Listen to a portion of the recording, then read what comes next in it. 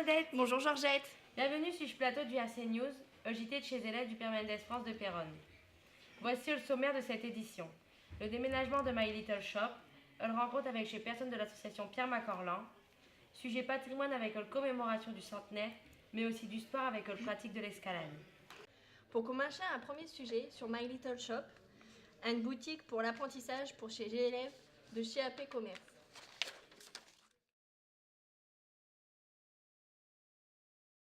Je pense que c'est un beau projet parce que, imaginez, on perd toutes sortes d'objets ou quoi, ou qu'on ne peut pas avoir en magasin.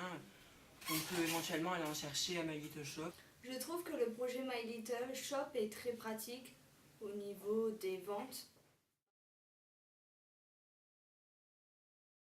Non, je n'ai jamais acheté à My Little Shop. Oui, j'ai déjà acheté à My Little Shop. Après ça peut leur être bénéfique. Enfin, imaginez, ils n'ont pas d'ordre de perme, ou un truc comme ça. Parce que si on a faim et qu'on n'a pas de permanence, on peut toujours venir et aller chercher un petit truc à manger. Et puis je trouve que ça forme les élèves au niveau professionnel parce que c'est leur branche.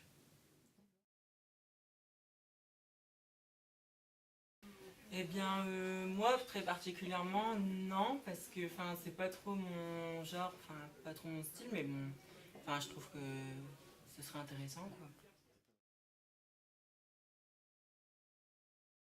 Oui, j'ai déjà travaillé à My Little Shop. C'est même nous qui avons ouvert la boutique, qui avons eu l'idée du nom, un peu des ventes. On a trouvé que c'était original et en anglais ça veut dire petit magasin. Le projet My Little Shop, c'est un magasin pédagogique pour les élèves de CAP et CMS, première et terminale.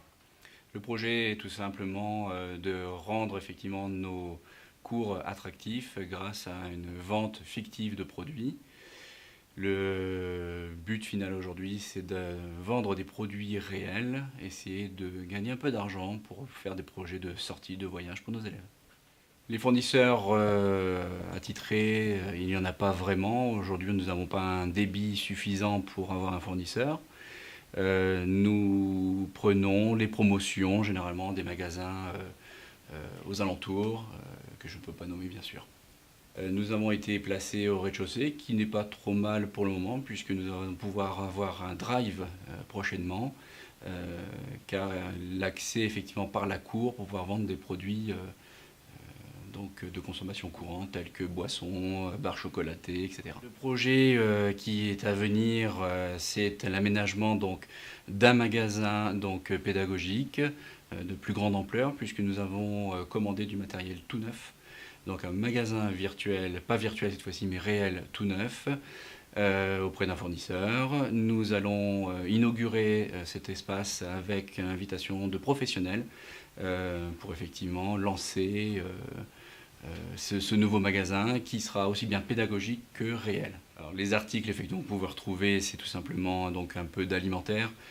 Vous aurez le droit effectivement d'avoir de la boisson, aussi bien de l'eau que boisson gazeuse. Vous aurez également le droit de trouver des produits à base de céréales, donc des barres de chocolaté. Vous aurez le droit à quelques confiseries, bonbons que vous pourrez trouver, mais aussi pour ceux qui n'auraient pas encore leurs affaires scolaires, bien sûr un maximum de produits tels que une paire de ciseaux, de la colle, des stylos, des feuilles, etc.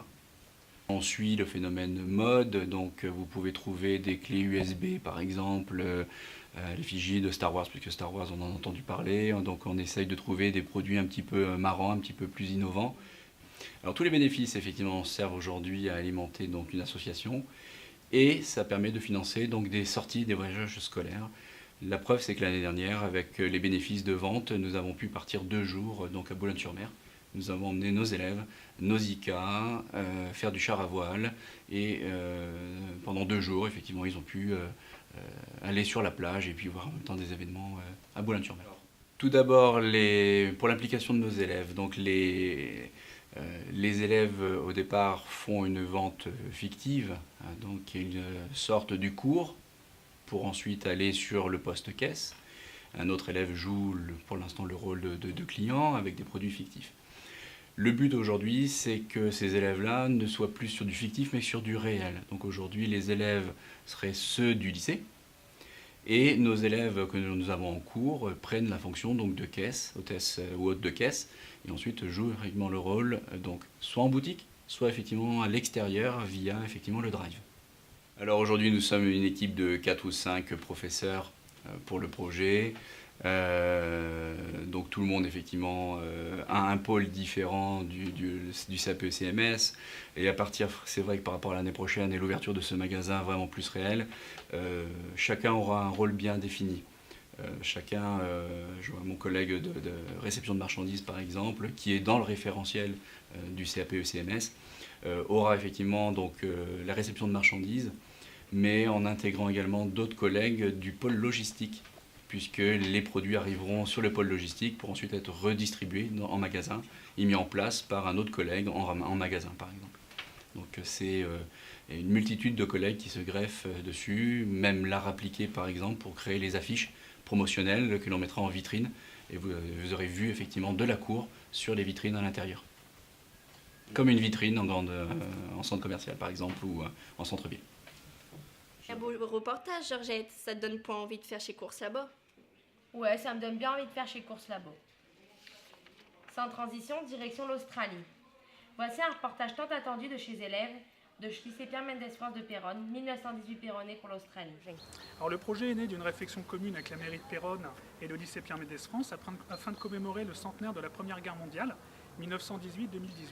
Lors de cette guerre, il y a eu beaucoup de batailles mêlant soldats français et australiens. Alors le projet consiste à réunir en un même lieu 1918 Péronnet et de représenter un symbole liant la France et l'Australie. Nous avons décidé de réaliser un drapeau franco-australien vivant pour commémorer cet événement. L'opération aura lieu le vendredi 20 avril 2018 à 14 h sur le stade Sivos à Péronne, près du lycée Pierre Mendès. Nous avons réalisé un partenariat avec les établissements scolaires de Péronne pour réunir en fait 900 élèves. Et la municipalité de Péronne a mis en place sur le site internet un système de réservation pour les places restantes. Nous aurons aussi une délégation australienne qui sera présente. Comme on peut s'en douter, on peut avoir des craintes ou quelques interrogations par rapport au déroulé de cette journée, parce qu'en fait, réunir un volume si important de personnes représente un travail considérable sur le plan de l'organisation et de la sécurité. Nous avons réalisé fin février 2018 une répétition avec 200 élèves au niveau du lycée, et suite à ça, on a changé un petit peu et amélioré la conception du projet. Alors concrètement, l'opération le jour J va être encadrée par les élèves de relations clientèle.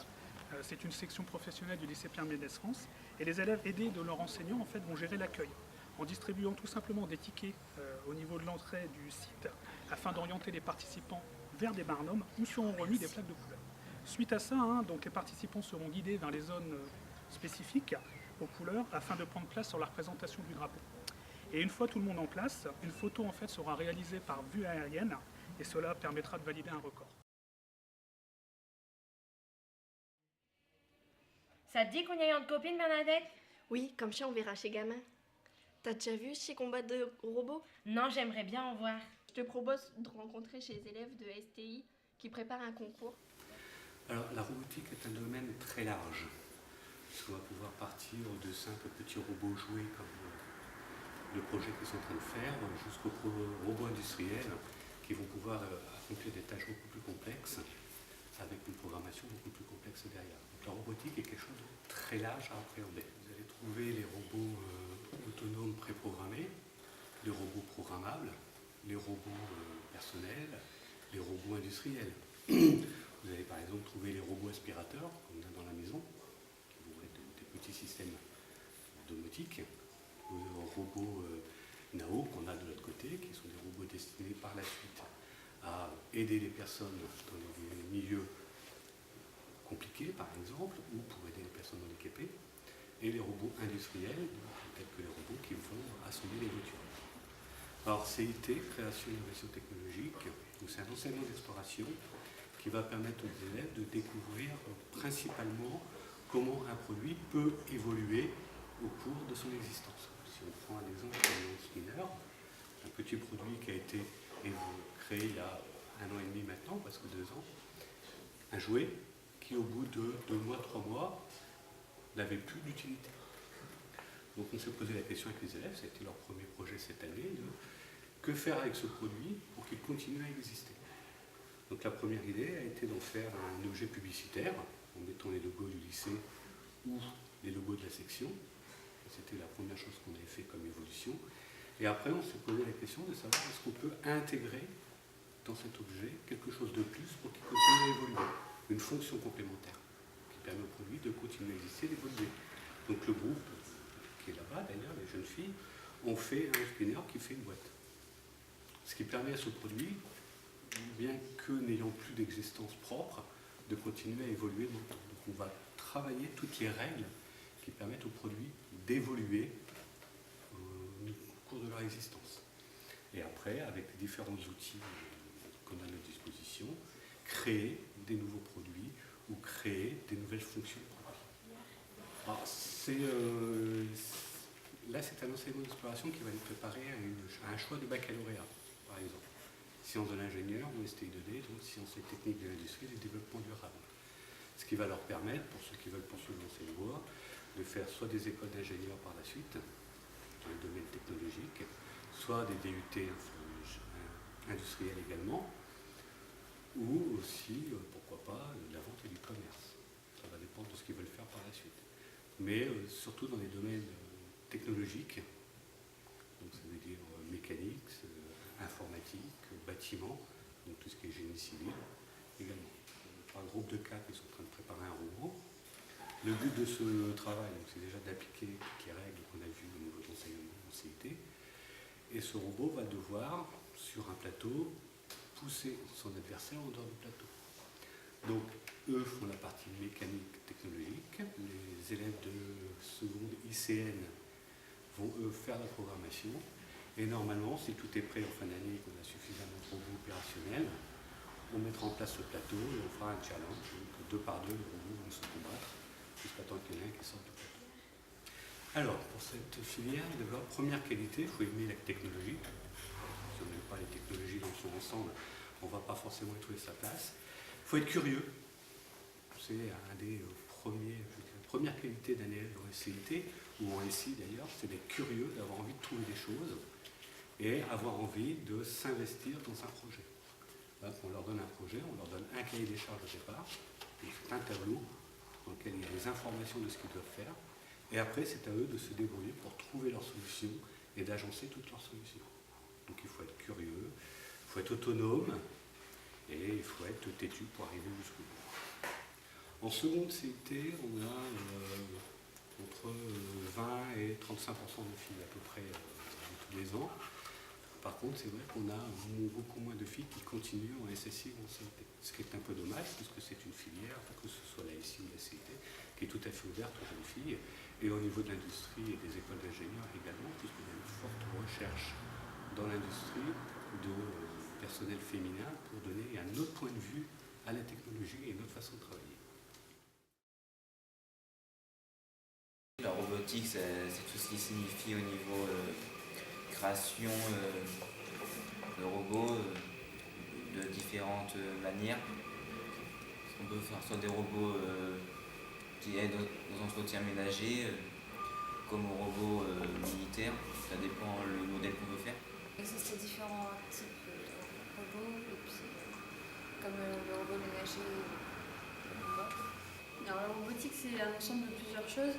Il y a le côté technique de la robotique, il y a le côté pratique de la robotique et il y a la programmation qui est aussi une partie de la robotique.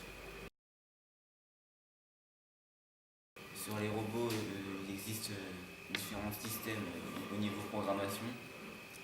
Alors que moi sur le niveau robot, c'est juste au niveau design. Après, ça dépend surtout de la programmation. Les robots ménagers comme l'aspirateur, le micro-ondes. Les robots encore pour tondre la pelouse qui existent maintenant. Donc la filière c'est CIT, création innovation technologique. C'est une filière où on a des projets au cours de l'année. Là c'est notre deuxième projet. Et on fait des projets tout au long de l'année. Alors grâce à ma filière, je peux faire une école d'ingénieur et une école d'ingénieur technologique. ce concours consiste à créer différents robots au sein de l'enseignement d'exploration e-tech qui dépendra quel robot va gagner en fait. Ça se déroule sur un ring et c'est le premier robot de en fait qui a perdu. On reste dans le domaine de sciences avec la STI 2D qui présente leur filière. Donc moi je m'occupe de la spécialité STI 2D, donc spécialité e-tech. Donc e-tech signifie innovation technologique et éco-conception. Donc je forme les élèves pour leur métier qu'ils feront j'espère plus tard, qui est d'innover les futurs produits, donc les produits que vous allez utiliser dans la vie de tous les jours, peut-être demain. Quelle qualité dans la filière? Ne pas avoir peur, il faut être à l'aise à l'oral, il faut avoir un esprit capable d'imaginer, faut avoir beaucoup d'imagination en fait. Et il faut avoir un minimum de capacité en informatique parce qu'on utilise beaucoup de matériel informatique. Alors il y a pas mal de débouchés dans cette matière-là. Il y a beaucoup d'élèves qui vont en IUT ou en école d'ingénieur et quelques-uns vont aussi en BTS. Alors pour faire des métiers dans le domaine de l'ingénierie, l'ingénierie mécanique, l'ingénierie électronique, électrotechnique ou informatique. Alors au niveau des profils dans cette filière, il n'y en a pas vraiment en fait. En seconde, les élèves de seconde au lycée ont la possibilité de faire les enseignements d'exploration. Donc il existe un panel assez large au niveau de la seconde. Et en fonction de ce qu'ils ont fait, les élèves arrivent parce qu'ils ont déjà goûté à la matière en quelque sorte. Donc au niveau du profil, ce sont plutôt principalement des garçons. Pourtant, plus tard, il peut y avoir autant de filles que de garçons dans le métier, dans le domaine de l'ingénierie. Mais bizarrement, on a beaucoup de garçons, on a quelques filles qui arrivent de temps en temps. Et voilà, pas de profil particulier. Cette filière-là existe depuis 7 ans, je pense, il faudrait vérifier, donc ça fait pas si longtemps que ça. En fait, on a de plus en plus des jeunes qui arrivent dans cette formation-là, qui sont sensibilisés au niveau du développement durable depuis le collège. Donc pour eux, c'est quelque chose d'acquis depuis très longtemps, et c'est juste une suite logique de ce qu'ils ont vu en primaire, au collège et maintenant au lycée. Donc au niveau de... Est-ce qu'il y a autant de filles que de garçons? Depuis des années, on constate qu'il y a principalement, on va dire, chaque année, il n'y a aucune fille, sauf une de temps en temps. Donc sur 7 ans, j'ai dû voir passer 7 fois 20 jeunes. Et je pense que je peux compter sur les doigts de la main le nombre de filles que j'ai eues. Alors on a peu de filles, c'est vrai, on a essayé de réfléchir avec les collègues comment on pourrait faire pour attirer le public féminin dans l'hôtel. On n'a pas trouvé de solution. On pense que c'est le côté technique, que c'est le mot technique qui fait peur en fait dans le cycle de e-tech, de STI 2D tout simplement. Et on ne sait pas comment changer le cours des choses. La filière STI 2D, c'est une filière qui signifie innovation technologique de l'éco-conception. C'est une matière où on conceptualise et où on réalise des projets divers.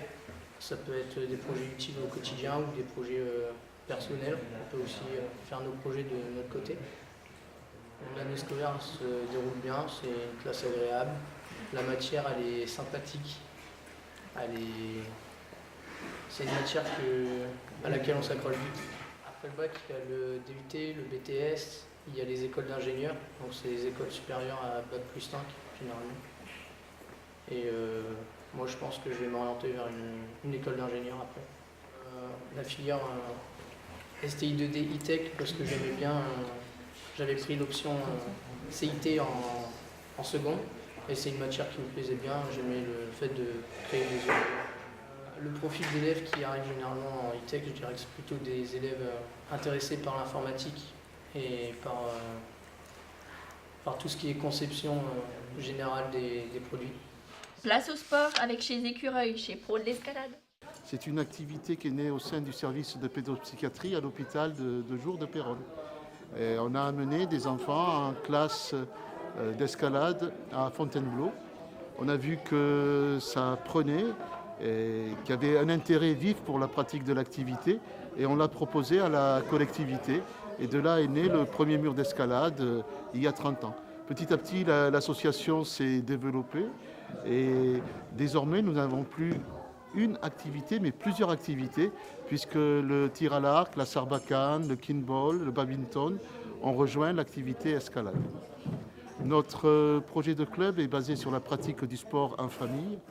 Ça veut dire qu'il n'y a pas de cotisation individuelle, mais une cotisation familiale.